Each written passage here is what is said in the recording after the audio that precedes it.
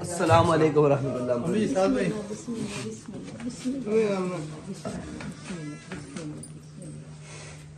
اللہ دی رحمت جڑے مشن تے نکلے ہیں اللہ تعالیٰ تانوں کامیاب کرے. صدقہ سونے نبی دا پنجاں پاک ساری دنیا تہاڈے اللہ دی رحمت بہت ہی صدقہ اپنے حبیب دا. اللہ تعالیٰ اس طرح دا کامیاب تانوں کرے جڑا دنیا ویکھے ساری دی کس طرح دے ماشاءاللہ اپنے سویرے فجر ٹائم تہاڈی زیارت کیتی.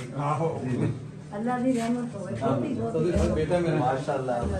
یہ بھائی ہے چھوٹا. ٹھیک ہو یہ درمیان بھائی. جی جی بسم اللہ جی پہ آگے جی. امی روٹی کھانی ساتھ پہنے ہیں. کوئی نہیں کھا رہے سالن کیتی ایک تو عبد الشکور ہے جڑا جی جی یہ تو چھوٹا میرا بیٹا ہے. جی جی انہیں 5 بیٹیاں ہیں.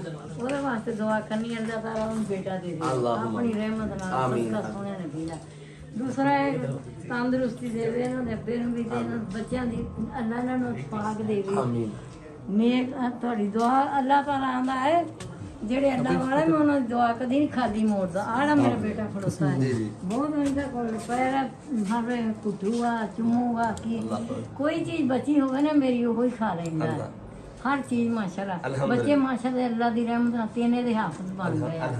ایک جڑا ہن قاری بن گیا قاریاں ماشاءاللہ بچوں دین والے پاسے لایا. اللہ تعالیٰ خیر تہاڈی دعا اللہ تہاڈیاں دعاواں نے جی. اللہ دی رحمت ہے.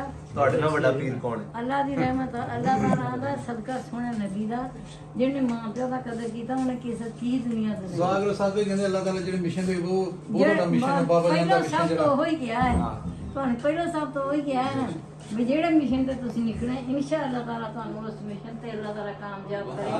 سارے گناہگار جڑے انہاں تے رحمتاں ہون اللہ تعالیٰ ہر کسی واسطے دعا منگی پر اللہ تعالیٰ یہ مشن تہاڈا پورا کرے. صدقہ سونے نبی دا.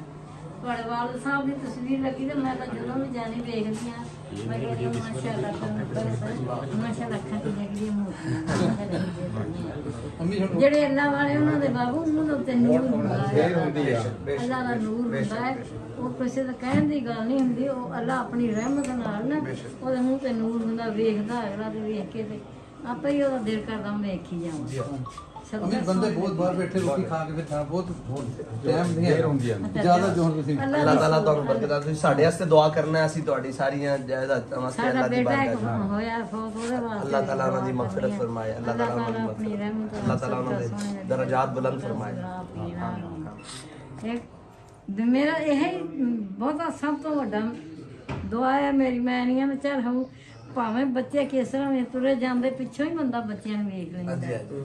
اللہ کرے بچے کٹھے رہن سارے انہاں نوں اللہ تعالیٰ محبت پیار اللہ تعالیٰ نظر بد تو محفوظ کرے. بھائی کہ انہوں تیرا بہت کالا پہ جاتا ہے. امی دل تو نہیں بھرنا ہن مسئلہ کام اگے راشیا بہت ہو نال دل تو دل نہیں بھردا پر ٹھیک ہے. الحمدللہ رب العالمین والصلاۃ والسلام علی سید الانبیاء والمرسلین. اللهم یا مالک الرقاب ویا رافع الدرجات ویا مستجیب الدعوات ویا حل المشکلات ویا شافی الامراض اغثنی یا الہی انک علی کل شیء قدیر. اللهم انک عفو تحب العفو فاعف عنا. یا الہی اپنے حبیب نبی سید عالم صلی اللہ علیہ وسلم کے وسیلہ جلہ سے ہماری مائی صاحبہ کا سایہ ہمارے سروں پر قائم و دائم فرما. ان کی دعاؤں کو ہمارے حق میں شرف قبولیت عطا فرما. یا الہی تمام مشکلات آسان فرما. ہر قسم کے حاسدین کے حسد سے شریروں کے شر سے منافقوں کی منافقت سے ظالموں کے ظلم سے اپنوں اور بیگانوں کے شر سے محفوظ فرما.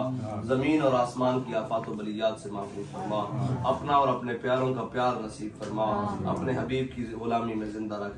یا الہی ان کی تمام جائز نیک مرادیں پوری فرما. یا الہی جو لوگ بیمار ہیں انہیں شفاء کامل عاجل عطا فرما. جو تنگ دست ہیں انہیں رزق حلال نصیب فرما. جو مقروض ہیں انہیں بار خرچ سے نجات نصیب فرما. جو بے اولاد ہیں یا الہی انہیں اولاد نرینہ عطا فرما. ہمارے ان بھائی کو اولاد نرینہ عطا فرما. یا الہی ہمارے ظہور بھائی کو حسنین کریمین کی جوڑی کا صدقہ یا الہی اولاد نرینہ عطا فرما. اولاد نرینہ عطا فرما. اولاد نرینہ عطا فرما. یہ جو بچیاں ہیں ان کو شرم و حیات نصیب فرما. یا الہی ان کی قسمتیں بہتر فرما. ان کے نصیب اچھے فرما. یا الہی ہم تمام پر اپنا خصوصی فضل و کرم فرما. یا الہی جو ہم مانگ سکے وہ بھی عطا فرما. جو ہمارے حق میں بہتر ہے وہ بھی عطا فرما. یا الہی جو نہ مانگ سکے وہ بھی عطا فرما. جو ہمارے حق میں بہتر ہے وہ بھی عطا فرما.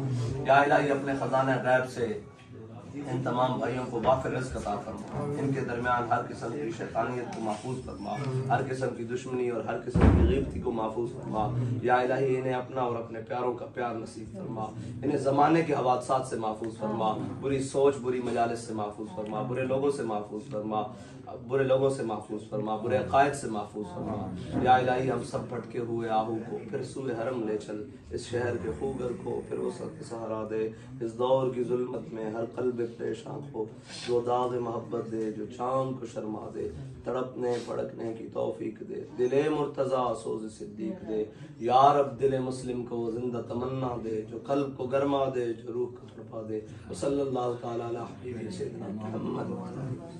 ਜਦੋਂ ਉਹ ਜਾ ਕਟਾ ਕੇ ਜਾ جناب ਤੁਹਾਡਾ ਵਾਦਾ ਨਹੀਂ ਅੱਲਾ ਰਹਿਮ ਕਰੋ بسم اللہ بسم ਨਹੀਂ ਬਾਬੂ اللہ بس ਨਹੀਂ ਸੁਣਿਆ نہیں ਨਾ بس تسی میرے سے دعا کر دو گے ਦੁਆ ਬਹੁਤ ਕਰਾਂਗੇ ਇਨਸ਼ਾਅੱਲਾ ਤਾਲਾ ਦੁਆ ਕਰਾਂਗੇ اللہ ਅਰੇ ਅਬਦ ਸ਼ੂਰ ਦਾ ਪਤਾ ਨਹੀਂ ਲੱਗਾ, ਮੈਂ ਤਾਂ ਬਾਬੂ ਇਦਾਂ ਇੱਥੇ ਡਿੱਗ ਪਈ, ਮੈਂ ਬੇਹੋਸ਼ ਹੋ ਗਈ, 3 ਦਿਨ ਬੇਹੋਸ਼ ਹੀ ਪਈ, ਮੈਨੂੰ ਨਹੀਂ ਪਤਾ ਇਹਨਾਂ ਨੇ ਅਮੀ ਜੀ, ਰੋਟੀ ਜਾਣਾ ਤੇ ਕੁਛ ਨਹੀਂ ਅੱਛਾ ਜੀ, ਤੇ ਇਹਨਾਂ ਸਮਾਂ ਠੀਕ ਹੈ, ਠੀਕ ਹੈ, ਠੀਕ ਹੈ।